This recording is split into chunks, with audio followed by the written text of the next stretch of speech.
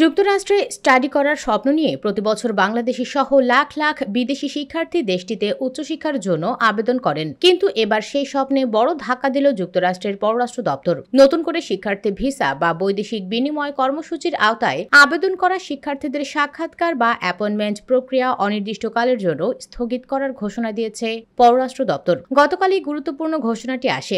ওই দিন মার্কিন পররাষ্ট্রমন্ত্রী মার্কো রুবিও একটি স্মারক জারি করে বিশ্বের বিভিন্ন দেশে অবস্থিত মার্কিন দূতাবাস ও কনসুলেটগুলোতে এ সংক্রান্ত নির্দেশনা পাঠান। এতে বলা হয়, নতুন নির্দেশ না দেওয়া পর্যন্ত শিক্ষার্থী ভিসার সাক্ষাৎকার গ্রহণ বন্ধ থাকবে। যারা এখনো অ্যাপয়েন্টমেন্ট পাননি তাদের নাম অ্যাপয়েন্টমেন্ট ক্যালেন্ডার থেকে মুছে ফেলতে হবে। এই ঘোষণার আরেকটি উল্লেখযোগ্য দিক হলো ভিসা আবেদনকারীদের সামাজিক যোগাযোগ মাধ্যম ব্যবহার ও অনলাইন কার্যক্রমের উপর নজরদারি অনেক বেশি বাড়ানো হচ্ছে। যুক্তরাষ্ট্রের পররাষ্ট্র দপ্তর এই যাচাই প্রক্রিয়াকে আরও বিস্তৃত ও জোরালো করার প্রস্তুতি নিচ্ছে। এর ফলে প্রার্থীদের অতীত পোস্ট, বন্ধু তালিকা, মতামত এবং ধর্মীয় বা রাজনৈতিক অবস্থানের ওপর বাড়তি নজরদারি চালানো হতে পারে। এ ধরনের নজরদারি ভবিষ্যতে ভিসা প্রাপ্তির প্রক্রিয়াকে আরও দীর্ঘ, জটিল ও সময় সাপেক্ষ করে তুলবে বলে আশঙ্কা করা হচ্ছে। মার্কিন দূতাবাস ও কনসুলেটগুলোর কর্মকর্তারাও বলছেন, এতে তাদের ওপর অতিরিক্ত প্রশাসনিক চাপ তৈরি হবে।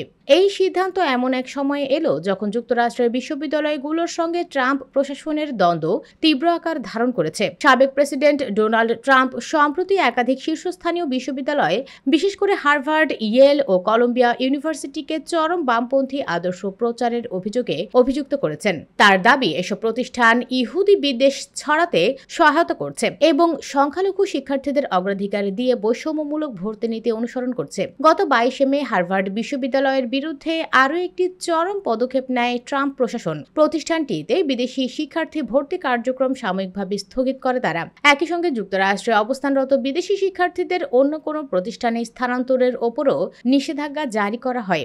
এই সিদ্ধান্তের বিরুদ্ধে হার্ভার্ড প্রশাসন সরাসরি আদালতের দ্বারস্থ হলে পরদিন আদালত প্রশাসনের সিদ্ধান্ত স্থগিত করে। জানা যায়, বর্তমানে যেসব শিক্ষার্থী ইতিমধ্যে সাক্ষাৎকারের অ্যাপয়েন্টমেন্ট পেয়েছেন তারা নির্ধারিত সময়ে সাক্ষাৎকার দিতে পারবেন বলে জানানো হয়েছে। তবে নতুন আবেদনকারীদের জন্য কবে থেকে অ্যাপয়েন্টমেন্ট চালু হবে বা আদৌ চালু হবে কিনা সে বিষয়ে কোনো নির্দিষ্ট সময়সীমা বা নিশ্চয়তা দেয়নি মার্কিন প্রশাসন। এই ঘোষণা আন্তর্জাতিক শিক্ষার্থীদের মধ্যে ব্যাপক উদ্বেগ সৃষ্টি করেছে। বিশেষ করে এশিয়া, মধ্যপ্রাচ্য এবং আফ্রিকার দেশগুলো থেকে যেসব শিক্ষার্থী যুক্তরাষ্ট্রে উচ্চশিক্ষার জন্য প্রস্তুতি নিচ্ছিলেন তাদের শিক্ষা ও ভবিষ্যৎ পরিকল্পনা এখন বড় অনিশ্চয়তার মুখে। বাংলাদেশ থেকেও প্রতি বছর হাজারো শিক্ষার্থী যুক্তরাষ্ট্রে স্নাতক ও স্নাতকোত্তর পর্যায়ে পড়াশোনা করতে যান। এই সিদ্ধান্তের ফলে 2025 সালের শরৎ সেমিস্টারে ভর্তি প্রক্রিয়া মারাত্মকভাবে ব্যাহত হতে পারে বলে অভিমত শিক্ষাবিদদের। এ বিষয়ে পররাষ্ট্র দপ্তরের মুখপাত্র ট্যামি ব্রুস বলেন, কে কিভাবে আমাদের দেশে প্রবেশ করছে সেটি গুরুত্ব সহকারে যাচাই করি এবং সেই প্রক্রিয়া আরও কঠোরভাবে অনুসরণ করব। এটি আমাদের জাতীয় নিরাপত্তার জন্য অপরিহার্য। সার্বিকভাবে এই সিদ্ধান্ত যুক্তরাষ্ট্রের অভিবাসন নীতিও আরও এক ধাপ কড়াকড়ির প্রতিচ্ছবি। বিশেষজ্ঞরা বলছেন, শিক্ষাক্ষেত্রে বিদেশি মেধার আকর্ষণ হারানোর ঝুঁকি তৈরি হতে পারে এতে।